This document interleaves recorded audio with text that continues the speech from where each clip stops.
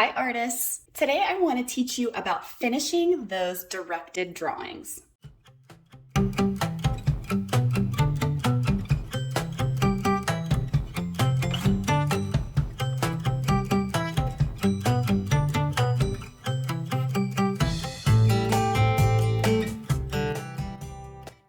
So directed drawings come in all different forms. We have things like how to draw books, how to draw sheets, we have how to draw videos, Art for Kids Hub. All of these are really wonderful resources for practicing those observation skills and those drawing skills at the same time. Now, I want to show you all sorts of different ways today that you can take those directed drawings to the next level.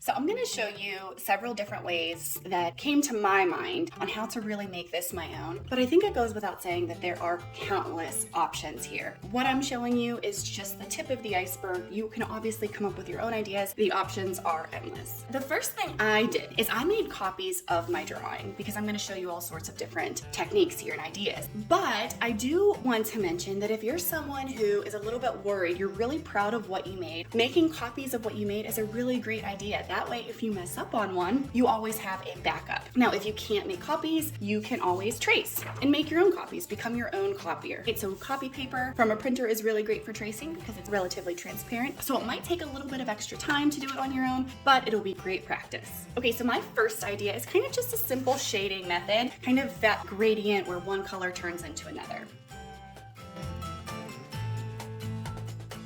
For this effect, notice that whenever I'm coloring, I'm kind of coloring in a circle around my subject here, my image. So I'm starting on the line, the outer edge of my character, and I'm kind of going away from it in a circle, and I'm doing that all the way around.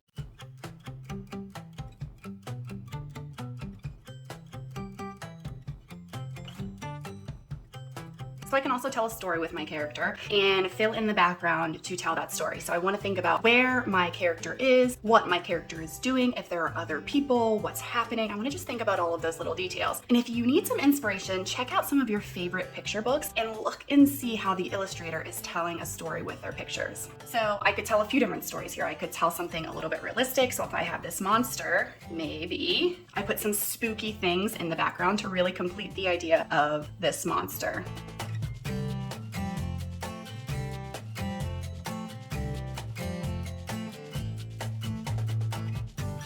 Of course, I could add color to something like this, but really just I'm telling a story with my character. He's this spooky robot in this spooky graveyard.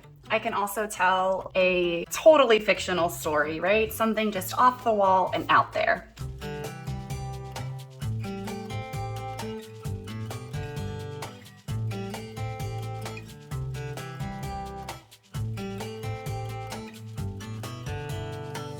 Maybe my monster robot is going to school. Maybe I use my robot in a collage. So I could cut my robot out.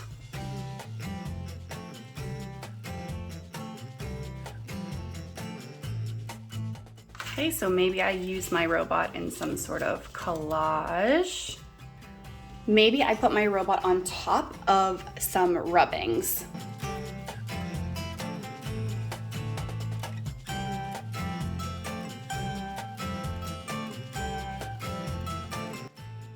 So maybe I want to use my character for something 3D. So if I'm gonna do that, I'm gonna reinforce it with a little bit of cardboard, a chipboard, something from a cereal box would be great, or something from the back of a notebook. So I'm going to attach this guy to my cardboard.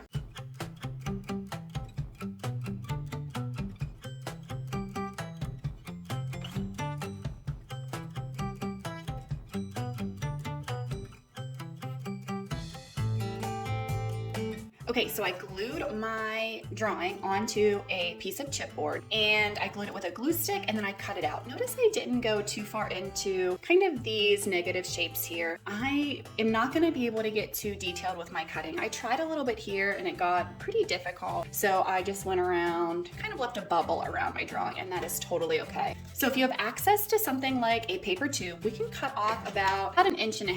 And if you're cutting a paper tube, I think it's helpful to flatten it first and cut.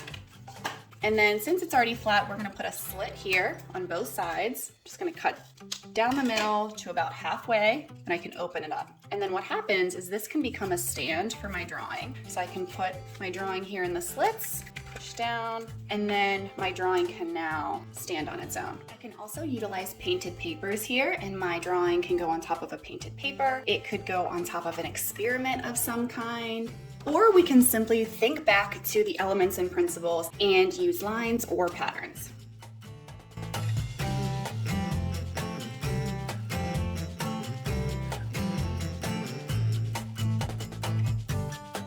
And like I said earlier, there are so many other ways to go about really making your directed drawings your own, taking them from just practice pieces to a really unique piece of authentic art created by you. I would love to see what you come up with. I would love to see your ideas. So don't forget to share using the button below.